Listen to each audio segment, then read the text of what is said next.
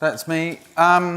Firstly, hats off to BrightEdge for having this track, because I've been talking about personal branding for a while and trying to eke my way into digital marketing conferences, and only a few of them have actually thought, you know what, let's put people out there instead of pixels for a while. So I think it's really cool that they've enabled us to really think hard and deep about some of these issues and around personal development, career growth. My story really, 2012, I had my dream job. I was digital marketing evangelist at Microsoft. In the summer of 2012, I just got back from Cannes, the advertising festival. I'd interviewed Sir Martin Sorrell from WPP and a whole load of other people, and it was absolutely fantastic, and I loved my job. And I love talking about digital marketing, and I love being out there on social media and networks and internally at Microsoft. And then on July the 12th, I got asked to come into a room, and I was told by some HR people, your job has been eliminated. I was laid off. If you search for Mel Carson eliminated, you'll see that as soon as I walked out of the room, I went to my desk and I wrote a blog post about the fact that I'd been laid off by Microsoft. It was very vanilla. I'd actually had a plan. I had an inkling that this was going to happen. And there was a picture of me and my daughter, which Facebook has just reminded me that I posted 5 years ago. As a memory. It was a picture of me and my daughter, and she's sitting on one seat, I'm sitting on the other, and it has Microsoft advertising at the top. And that was the picture I posted on the blog post, and I said, Maggie's last visit to Daddy's office. But I published this blog post and I said, I've been laid off from Microsoft, but, I've had an awesome ride, 7 years, it's been fantastic, no hard feelings, and I'm looking for my next adventure.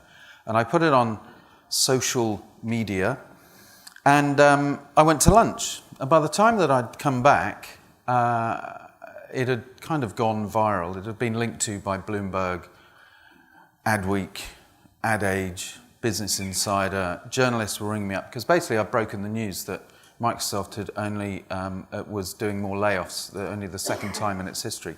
10,000 people visited the blog post. If you have a look at it, there are 91 comments of support. How can Microsoft do this? And good luck, and I've always, blah, blah, blah, blah, blah. 75% of those comments were from people that I didn't know, that I'd never met, that I'd never engaged with. And it started me thinking that whatever I had been doing for Microsoft as an evangelist out there and being out there on social networks, writing blog posts, being in person at events and conferences, there was obviously something that I was doing right that meant that when the SH1T hit the fan, for me, that they all came out in support. So I'm going to talk about personal branding from my experience of now what my company does with Delightful. An enormous part of what we do is help people become more discoverable, shareable, and memorable. Because whatever you're doing and whatever role you're in, and however internally facing or however shrinking violet you might be, there are people that will be searching for you, that will be looking you up for all sorts of different reasons, and that is why it's really important to start thinking about your personal brand now. So we're all marketers here. We all know that an effective brand is way more than a logo, right? You'd be amazed at the amount of people that do come to us and say, I need a logo, I need to be out there, I need to look good, but they're not actually thinking very pertinently and very purposefully about their professional purpose when it comes to themselves. So Seth Godin here, I looked up, I was looking up how do you define a brand. He says a brand is a set of expectations, memories, stories, and relationships taken together account for a consumer's decision to choose one product or service over another. If you stick personal brand in there, hey, yeah. When you're thinking about the people that you deal with, the people that you interact with on a daily basis, the people that you follow, there are expectations. You have the opportunity to create memories with people. You have the opportunity to be able to tell your story, but also learn and understand other people's stories. And at the end of the day, it really does come down to those relationships. So I like to distill this down and think of your brand and your personal brand as the experience that people have with you as a rock star, as a subject matter expert, whether internally or externally. Thinking about how you come across and how you project your expertise, your skills, and what you're good at and what you work on to be better at. It's also the experience of you as a speaker. God, I'm going to miss that guy. I've got to change this up in 3 months. You as a speaker. Now, a lot of people say, well, I don't speak at conferences, I can't get up there. Speaking on the phone, speaking in meetings, sales meetings, internally. How you come across through the words that actually come out of your mouth. You as the brand, as the experience for you as being part of a team. I work very closely, we're all friends with Microsoft. We left on very good terms. They're now one of our biggest clients. I work very closely with the Bing Ads team who come to a lot of these digital conferences, and we've actually gone through each individual's and realizing that individuals as part, you might all have individual personal brands, but collectively, how do you come across as a team? That might be from an external point of view, but also how do you fit in with the team within your business? How do you show up as a team member to meetings or V-teams or all-hands meetings or whatever? So thinking about your personal brand in the context of the team and how you fit in as a cog in an overarching kind of machine, very important. So I put together this kind of definition of what personal branding is.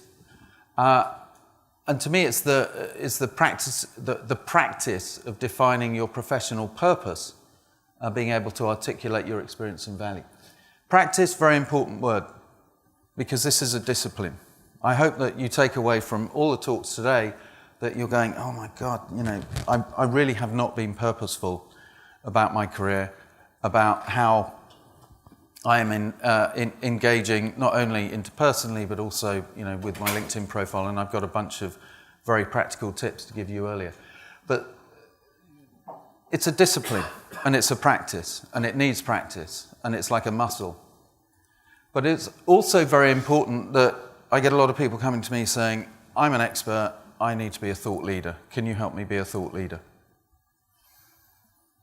I'm like, innately, you need to have a professional purpose. So beyond that paycheck, beyond having to put the kids through school or pay off the car, what is it about your job, your role, that you love? What gets you out of bed in the morning besides the fact that I'm a human being and I need to have a job in order to pay all these things, and it all comes down to money and mortgages. And having a professional purpose and thinking about that is really, really important, because then that becomes your compass, your North Star. That is what is an anchor for you to say, okay, shit's hit the fan, the going's got tough, I don't know what I'm doing, I'm stressed out, blah, blah, blah, blah, blah. What is my professional purpose? Why am I doing this? Why have I got out of bed this morning? What we find is people that start really thinking about their professional purpose suddenly decide, actually, I don't like what I'm doing. I don't like Excel. I don't like numbers. I'm much more on the creative side. Because I talk to a lot of people that have spent 25 years doing a certain thing because they thought they ought to. And then they just think about the professional purpose and they go, oh my God, I've wasted 20. But it's not waste. It's all good experience, but you've just got to be purposeful about it. And then being able to articulate your experience. If I had dollar, I was going to say a pound, but it's probably worth $1 now. I'm not from Australia.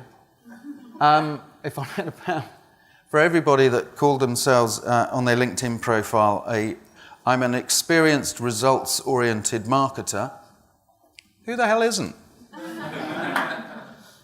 But you've got to articulate your value. What is the value that people are going to get when they interact with you?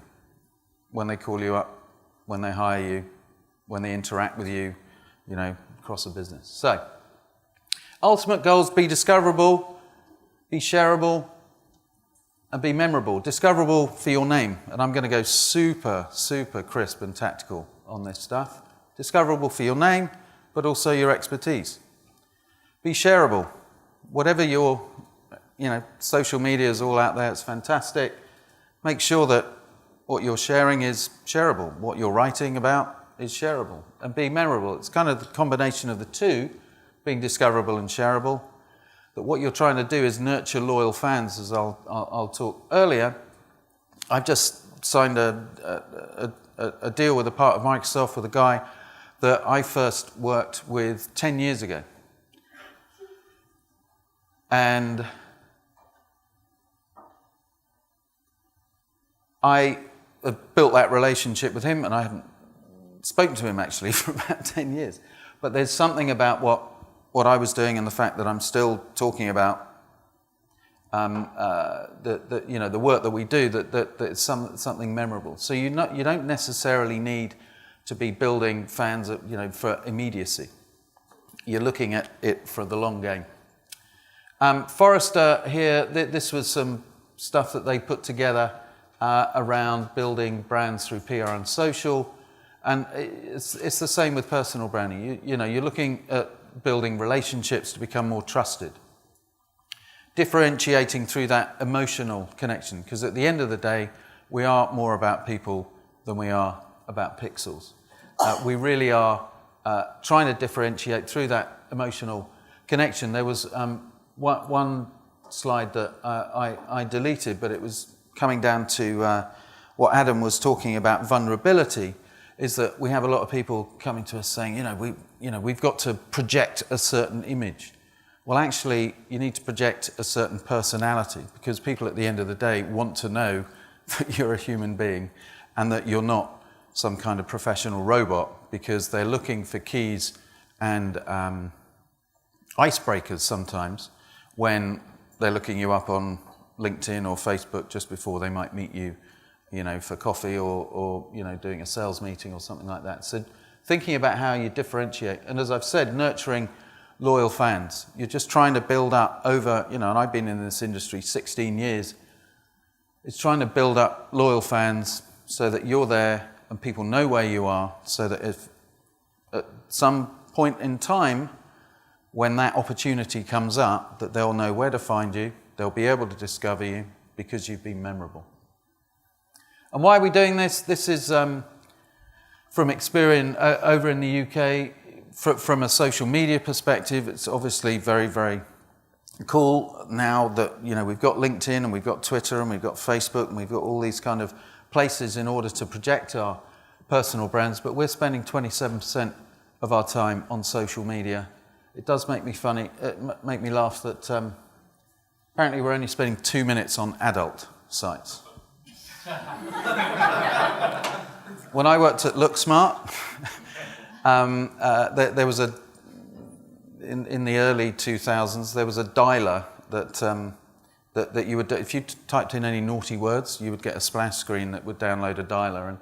And the lady was a French lady who was our revenue manager, sent out the first report and said, this week we've made £28,000 from this dialer. I think it was called Night Shift or something. And for all the men in the company, you'd be pleased to know that the average call time is 3 minutes.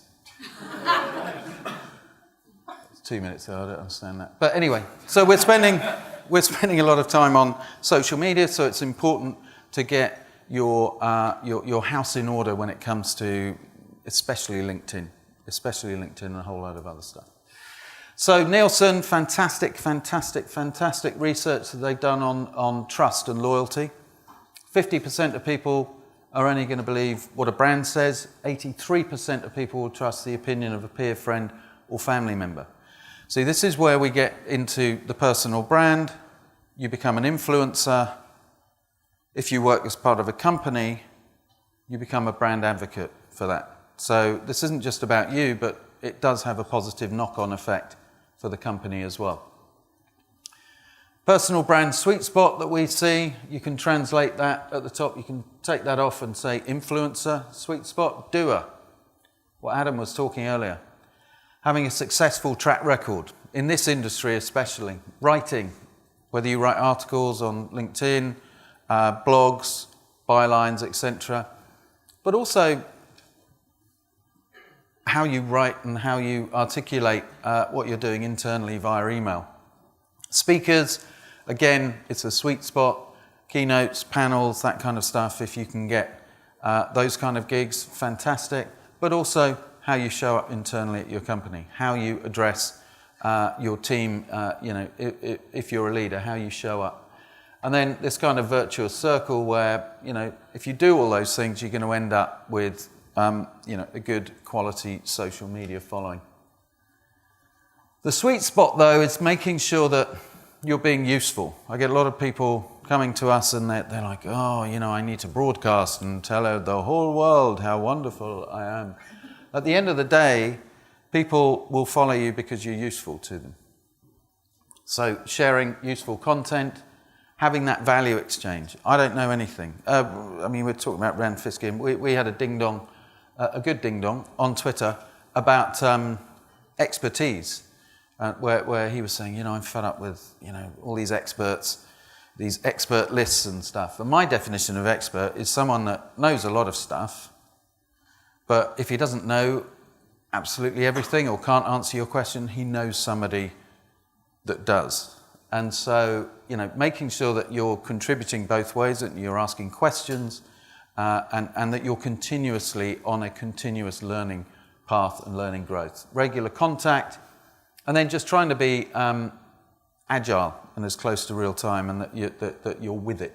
I get a lot of very kind of senior executives, baby boomers, say, the Twitter thing, I don't have time for that. I'm like, you're standing in Starbucks, just spark up Twitter, see what's going on your phone. You can find out an incredible amount of what your customers are saying and what your team is saying just in those 5 minutes while you're waiting for your flat white. Is it a flat white? Latte. And then when you put it together, you as a personal brand, this is how it interrelates with the company, increasing following, you're sharing content related to your company, your brand. People then start engaging with the brand, and then you end up creating lots of success stories, and then people start coming back to you. When I worked at Microsoft, I used to test. I would tweet something out from Microsoft Advertising or Bing Ads Twitter handle, and then I'd do it the same from mine. I'd get way more engagement from me, simply because I was the human face of the brand. So thinking about how you can find people and advocates within your company as well is hugely beneficial from a, say hi from me. So I said hi. Aura. So this is how to increase your halo effect. Do you get it? Aura? Yeah. I know it's the morning. But when you're thinking about that content that you're sharing, think about being authentic. Authenticity is a bit of a buzzword when it comes to personal branding, but I've got a couple of videos. I've interviewed Scott Monty and Scott Stratton, who've both written books about, Scott Monty used to be at Ford, and they just talk about authenticity and how they built their brand by just being themselves. So authentic, making sure that you're useful to people and that you're giving timely responses and that you're not just broadcasting and wanting people to adulate you, making obviously sure that you're relevant, but also making stuff actionable so that people can hop, skip and jump around whatever it is that you've got to say, because the more time people spend with your brand, the less time they're going to spend with your competition. So, super tactical, own your own name. There's no excuse now. for you all to have your own personal website. Squarespace, there is a downloadable WordPress WYSIWYG thing that you can download. melcarson.com ranks number 1. Then you've got Twitter and LinkedIn. So any nefarious stuff that I've been involved in my life gets pushed down. I haven't been involved in any of that. But there's really no excuse. And you don't need to necessarily have a blog, but this is a place that you can set your stall out. You can put testimony, you can lift stuff from LinkedIn, you can put your resume on there and all that kind of stuff. And it just helps you stand out and be impressive. Second, invest in a professional photo. I have seen people smoking, drinking. Who's got the arm around the person at the wedding? Cropped, yeah. Wearing sunglasses, climbing mountains, and one guy with his bike next to the Golden Gate Bridge. Not very professional. Invest in a professional photo. Data from Photo Feeler says that smiling, showing a bit of teeth, and squinching is halfway between scary eyes and squinting, apparently. But there's no excuse, because this photo here, don't I look handsome? I've lost a bit of weight since then. That cost me $250. There's a company in Seattle called Youth in Focus, which takes people from schools and whatever, they're students. It's taken by a 19-year-old kid called Luke, who was being trained up by Microsoft, Amazon, and Starbucks professional photographers. So it was a charity, $250 for a whole bunch of those. So it doesn't have to cost the earth. So get a new photo, 14 times more profile views if you have a photo on LinkedIn. Make your out of office work harder. A lot of people just kind of say, hey, I'm out of the office. Well, where are you? What are you doing? So here I like to tell a bit of storytelling. Tell a bit of story. I'm at Dreamforce. What am I doing? I'm hawking my book on personal branding, saying that anyone that emails me, can follow me on Twitter, Instagram, and, they can pick up a copy of the book. So making that out of office work harder will help you stand out. Create a social media ratio. I get a lot of people coming to me saying, I've got 2 Twitter accounts, one for work and one for personal. Do you think that's a good idea? No, I don't. Because the lines between work and play have become so blurred. So think about how you can come up with some kind of balance between professional and personal. Mine is 60-40. 60% I'll talk about work, 40% I'll talk about some personal stuff. I don't have any cats, so I don't share pictures of them from a personal point of view. But, I try and be very purposeful about everything that I post, just because I don't know when I'm going to meet one of you somewhere and you're going to be checking me out before you search for me. And the other, I'm not sure whether the slide's in here, the LinkedIn app on here will sync with your calendar on your phone, and it will send you a notification saying, hey, you've got a meeting with so-and-so tomorrow. You're not connected with them on LinkedIn. Check out their profile. So Big Brother's watching. So be careful about what you're posting personally, but also professionally as well. Label your photos with your name for SEO, so that if people are searching your name, that you own those photos as well. Yes, that is me interviewing Hugh Grant. Whoops. There. He's not a very nice man. I'll tell you why if you find me afterwards. I'll tell you a story about that. I was just on the phone with one of our clients yesterday who actually took this to a whole nother level and actually labelled all his photos with something that he specifically, and he's now had 4 people call him up because he labelled his photo very much related to the work, the job that he does.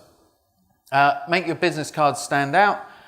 These are Moo cards. They're really thick. My wife said no one's going to like those because they're too thick and they look like 2 cards stuck together.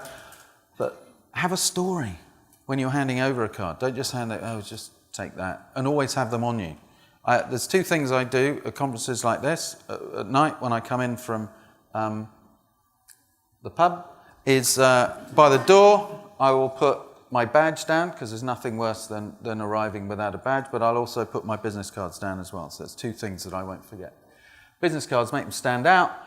LinkedIn is a living profile. It's no longer the place that you should be updating and talking about and blah, blah, blah.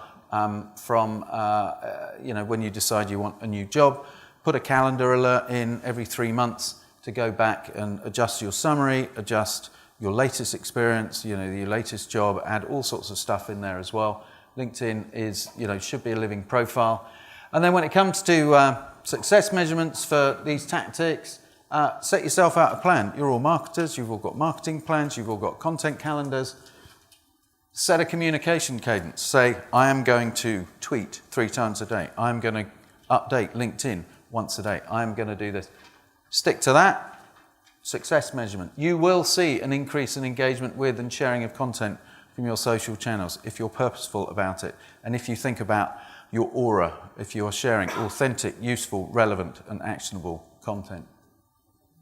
And then you'll see an increase in positive sentiment towards you internally and externally. A lot of you might not be externally focused, but you need to be thinking about yourself, your personal career, professional growth externally as well, but also internally if you work at bigger companies as well. So that's me. You can email me with any questions. The other thing that I didn't put in here, but if you go to Amazon and search for personal branding, I rank number 1.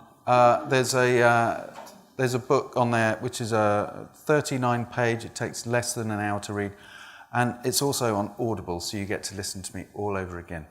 Thank you very much.